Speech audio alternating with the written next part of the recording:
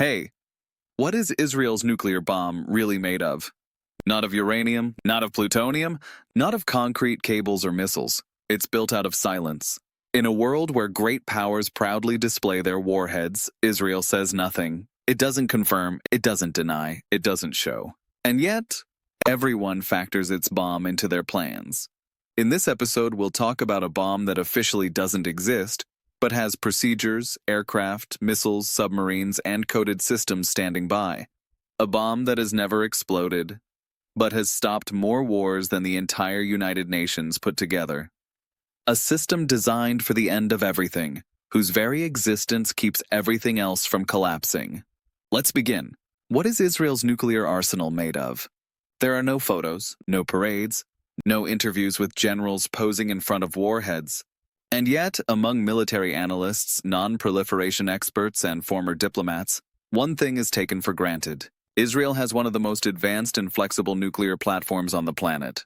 Not the biggest, but big enough to destroy any country in the region within minutes, without declaring war, without crossing a border, without warning. According to SIPRI, the Bulletin of the Atomic Scientists and Avner Cohen, Israel has somewhere between 80 and 200 nuclear warheads. Typical yield, from 20 to 250 kilotons. In other words, from Hiroshima up to 10 Hiroshimas.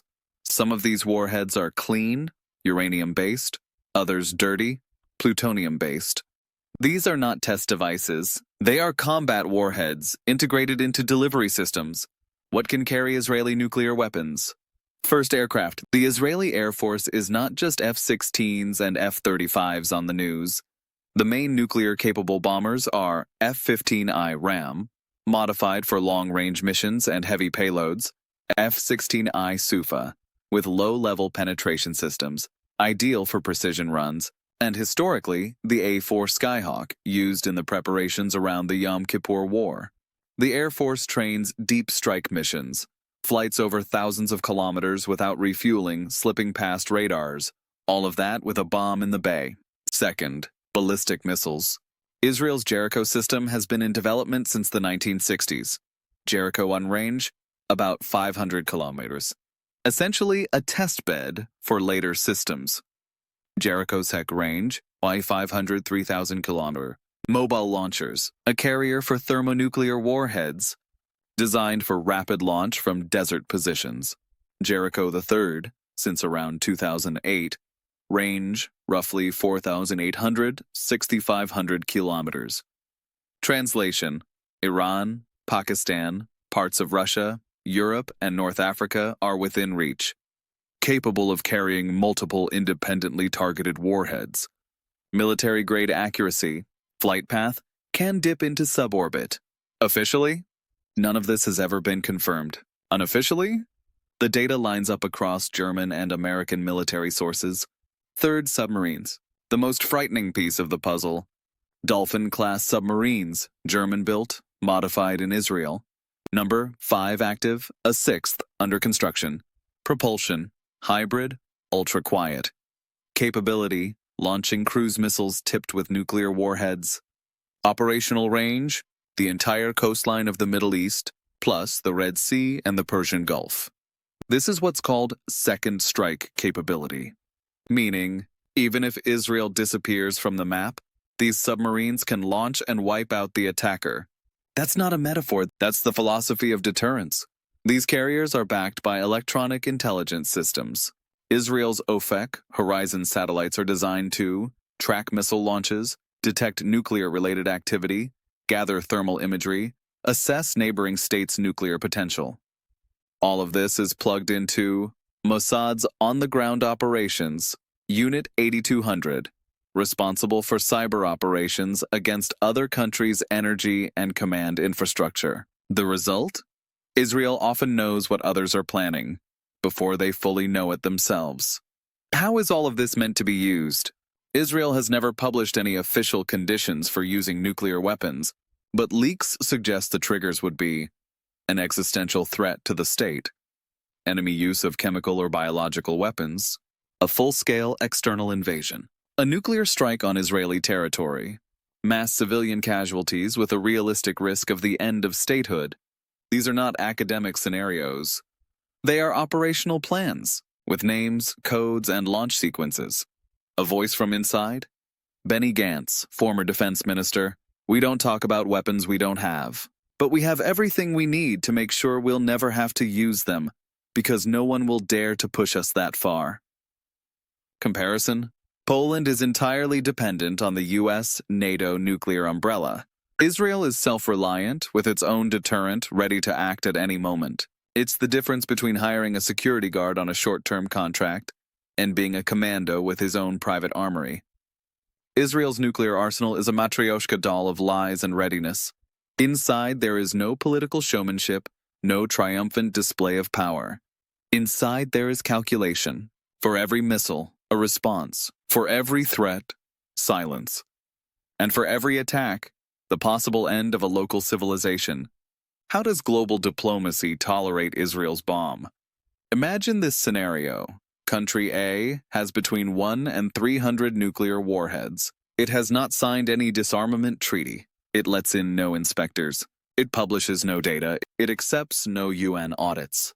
Any other country doing this would be immediately sanctioned, hit with an embargo, branded a global threat. But this country is Israel, and the world falls quiet. The NPT, the Nuclear Non-Proliferation Treaty, was signed in 1968. Its goals: no spread of nuclear weapons, gradual disarmament, civilian nuclear tech only for peaceful use. Members: 191 states. Who didn't sign? Israel, India, Pakistan, North Korea, which withdrew in 2003. But only Israel enjoys everyone else's blessing. The U.S. has known since the 1960s that Israel has the bomb. CIA reports from 1968 say it plainly: Israel has crossed the technological threshold of nuclear weapons. And what did Washington do? In 1979, Carter met Begin. Begin. We won't admit anything, but we won't sign the NPT. Carter. We won't comment. Every U.S. administration since then. No real pressure, no hard questions, continued military and financial support with no disarmament condition. The U.S. plays a simple game. As long as Israel doesn't say it has the bomb, we can pretend we don't know. Because if Washington acknowledged it officially, it would be forced by its own laws to suspend some forms of aid, impose export restrictions, report the issue to Congress. Geopolitically, that's a price no one wants to pay. So, silence. And Europe? France helped Israel build the reactor. Germany supplies the submarines. The UK says nothing. The EU has never formally demanded inspections. For Europe, Israel is a democracy in a dangerous neighborhood, a key tech partner, America's strategic ally. So European politicians perform a unique trick. They condemn North Korea and Iran and Israel. It simply vanishes from the report. Even the European Parliament has never demanded an inspection of Dimona. What about Arab and Muslim states? Frustration? Or quiet acceptance? Saudi Arabia, Egypt, Jordan, they all know Israel has the bomb, but none of them launches a crusade over it. Why? Because they know they can't win that war. Because they know Israel has second strike capability. Because they know the US and NATO will never let them reach parity. Iran is the exception. That's precisely why Tehran builds its own program and points directly at Israel as the exception to the rules. Israel's bomb feeds Iran's bomb, and the whole region knows it. Why does the world live with this double standard? Because Israel doesn't publicly threaten anyone, doesn't test in the open, doesn't use the bomb as a political prop, looks civilized, rational, allied. That's no coincidence. It's a carefully built image. For the world, Israel is the state that has the bomb, but will not use it first. Iran is the state that could use it out of ideology or revenge. The result? Double morality in HD. A voice from the inside? Zvi Hauser, former Secretary of Israel's National Security Council. The world accepts our bomb because it fears the alternative. It knows that if we don't have it, we have to count on a miracle. And history teaches that miracles are not a strategy. Comparison? Poland follows treaties, disarmament regimes, NATO frameworks, and watches as the world respects real power more than law. In Israel, facts matter more than declarations. The world has learned it's better to have a nuclear-armed ally than a nuclear-armed enemy. Israel didn't build its nuclear strength out of uranium alone. It built it on a global consensus that this is a topic best left untouched. It's a bomb wrapped in silence. And that is exactly why it works so well. Why will Israel never sign the NPT? And what would happen if it did? At first glance, it seems obvious. The NPT says, if you have the bomb, disarm. If you don't build it. Let yourself be monitored. Clear enough? But Israel says, thanks, we'll pass. Not by accident. Signing the NPT would blow up the entire security system Israel has spent decades constructing. It would be like playing chess while seeing every opponent's move, and suddenly agreeing to blindfold yourself. What does the NPT say that's such a problem for Israel? The treaty divides states into nuclear weapon states, US, Russia, China, France, UK, and everybody else, who agree not to have them. If Israel signed the NPT, it would have to reveal its nuclear program, accept full IAEA monitoring, formally renounce producing and maintaining warheads, throw its whole Amimut Doctrine, strategic ambiguity, into the bin. That's not a technical issue. It would be like ordering a dog to have its teeth pulled, by choice. Why does Amimut work better than official status? Ambiguity. Neither confirm nor deny. Lets Israel avoid provoking the region, avoid sanctions, maintain deterrence without formal nuclear state status. If the bomb were formally acknowledged, Iran and others would gain a powerful argument for their own programs. The UN would have to impose sanctions or pass resolutions, or lose face. The US would, by law, have to restrict some military aid, a domino effect no one wants. Why doesn't the world force the issue? Because Israel is in a strangely convenient position. It never signed the NPT, so no one can say it broke it. It has never conducted an acknowledged test, so technically it hasn't violated any test bans. It's politically and militarily stable. No one fears the bomb falling into rogue hands. So everyone keeps the fiction going. Like in theater, everyone knows the prop isn't real, but no one says it out loud, so as not to ruin the play. What if Israel did sign the NPT? It would be a geopolitical earthquake. Dimona and the entire weapons system would have to be exposed. The IAEA would need access to the reactor, archives, warheads, practically impossible. Israel would have to declare disarmament, or at least a production freeze, destroying its strategic umbrella. What would others do? Iran would instantly claim the right to balance. Saudi Arabia would openly start a program. Turkey would think hard about joining the race. The UN would have to design a special Middle East disarmament model. The US would lose its tight grip on the file. In other words, everyone prefers Israel to just keep pretending. A voice from the inside? Ehud Barak, former prime minister. Treaties are for those who don't have enemies at their borders. We don't have that luxury. We only have ourselves and our rules. Have any states tried to change this? Yes, Iran, Egypt, Turkey, Malaysia, South Africa have all pushed UN resolutions for a nuclear weapon-free zone in the Middle East. It sounds noble. In practice, it's a way to force Israel to disarm. The outcome? Israel always says no. The US vetoes. Europe stays quiet. The UN passes symbolic resolutions no one implements. Comparison? Poland, as an NPT member, is locked into the global system. No bomb, no plans. Protection via NATO. Israel trusts no one, not NATO, not the UN, not alliances. It trusts only its own capability. And that is why it will never sign the NPT. Israel knows the world will tolerate a lot, as long as it's quiet. So its bomb doesn't need a signature, a test, or an anthem. It works better than any signed declaration. It works by sheer possibility. It works because the world prefers fiction to facing the truth. What would an Israeli nuclear strike look like? It's a question no one voices publicly, but it lives in every general's mind in the region. What if Israel actually presses that button? Not for blackmail, not for show, for survival. Because Israel's nuclear doctrine, unwritten but real, says clearly, if our existence is at stake, the response will be absolute. This would not be Hiroshima, not Nagasaki. Think Tel Aviv under attack, and an answer that wipes out 5 capitals. So let's imagine how the use of Israeli nuclear weapons might unfold. Base scenario: multiple front assault. Iran, Hezbollah from Lebanon, Hamas from Gaza. Hundreds of rockets a day. Key military infrastructure destroyed. A strike on Tel Aviv or Jerusalem. 20,000 dead within 48 hours.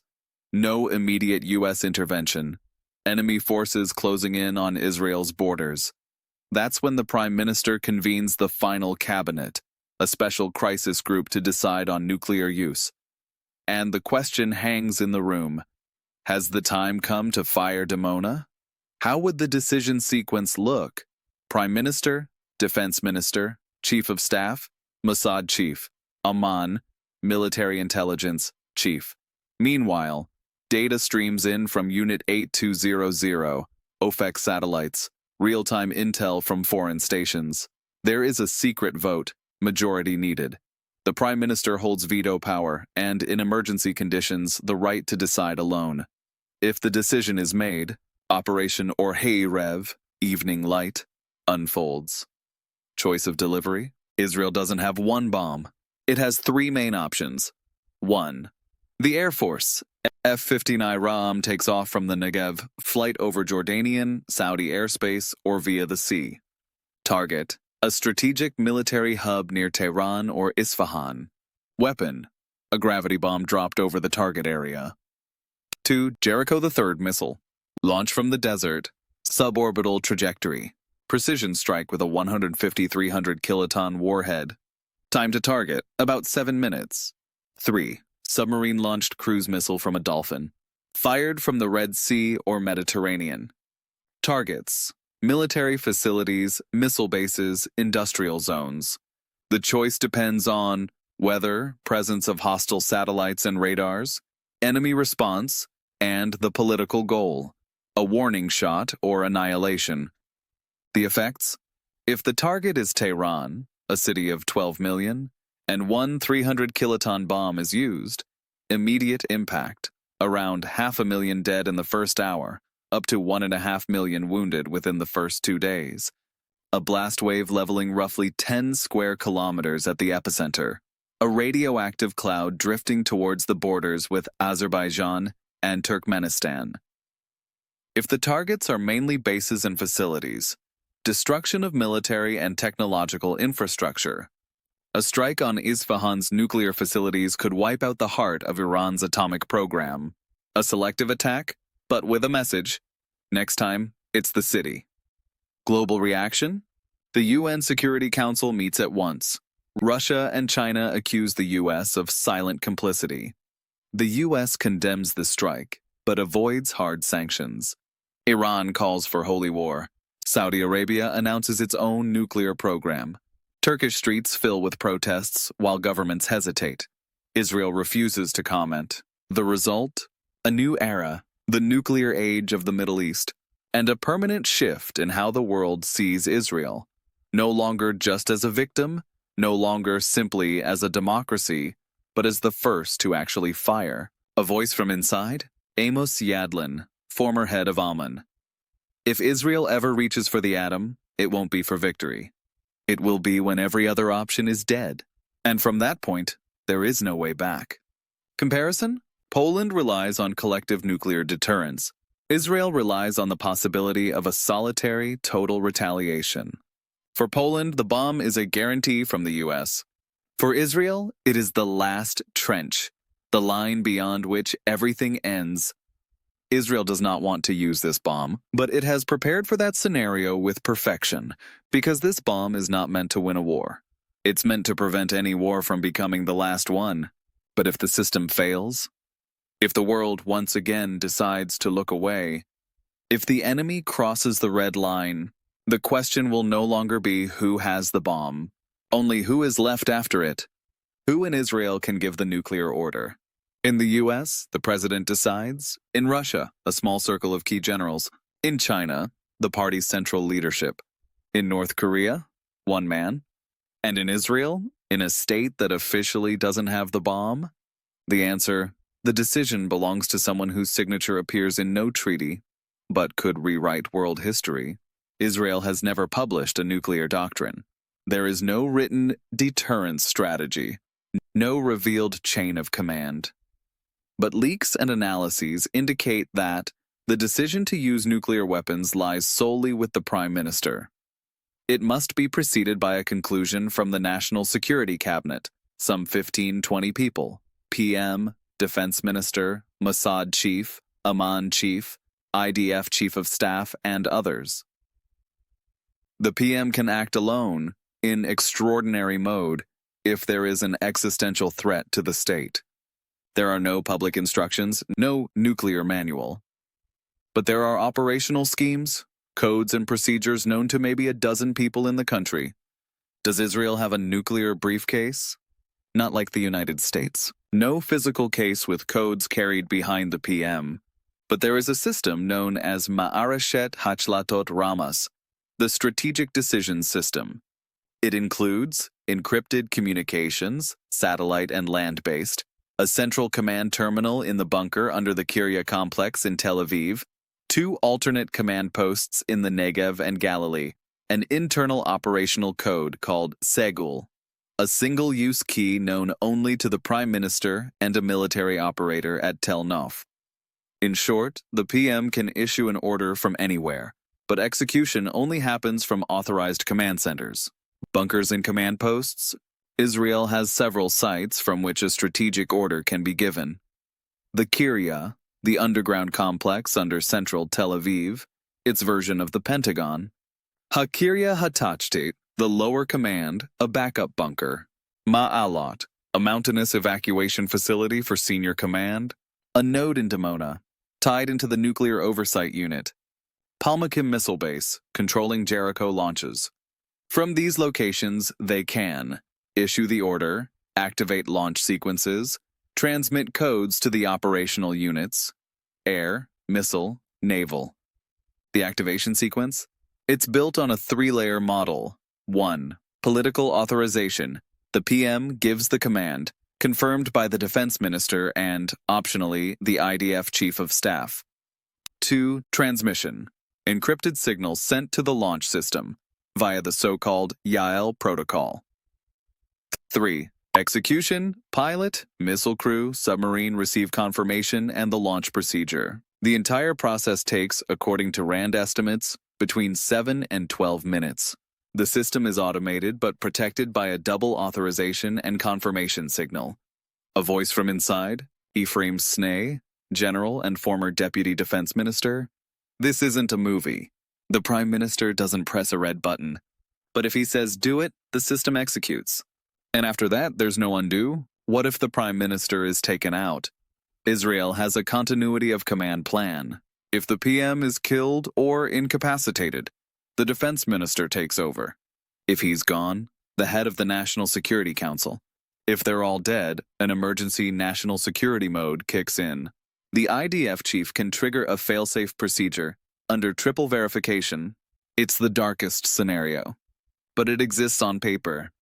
Comparison? Poland has no nuclear system, but theoretically, any use of nuclear weapons from NATO soil would require Polish presidential agreement in coordination with the US. It's a collective consultative system. Israel is a lone player. It doesn't consult, it doesn't ask, it doesn't wait. Israel is a country that built a weapon it doesn't officially have, a system it doesn't talk about. Procedures it intends to use only once, because there will be no need for a second time. It's a system built not to be used, but to ensure no one can ever again force Israel into victimhood. There is no single button, no single plan. There is an entire web that functions up to this very second, and will go silent only when it's already too late. In the end, this is not about the weapon. It's about having a grip on chaos. And so far, Israel has kept that grip. On the map of the Middle East, you see borders and cities, pipelines, bases, trade routes, but above all that hangs a shadow, invisible, colorless, yet more powerful than all the armies combined. The shadow of Israel's nuclear bomb. The bomb that officially doesn't exist, but has shaped the outcome of every war in the region for decades. There is no single briefcase, no single person pressing a magic button, but if an enemy crosses the red line, Israel will not call. Israel will not ask, Israel will respond, and there may be no world left to judge whether it had the right. This bomb, which no one has ever seen, is one of the most powerful actors in international politics today. Because in a world that runs on PR, Israel has built something else: silence that everyone fears. If this episode gave you a new perspective, hit subscribe, leave a like, and share it on. This isn't just a video about a bomb. It's a story about why Israel stays silent, and why that silence works better than thousands of missiles. And if you want more content like this, on the conflict with Iran, on war doctrines, on secret weapons programs, click subscribe and step deeper into a world people only talk about in whispers.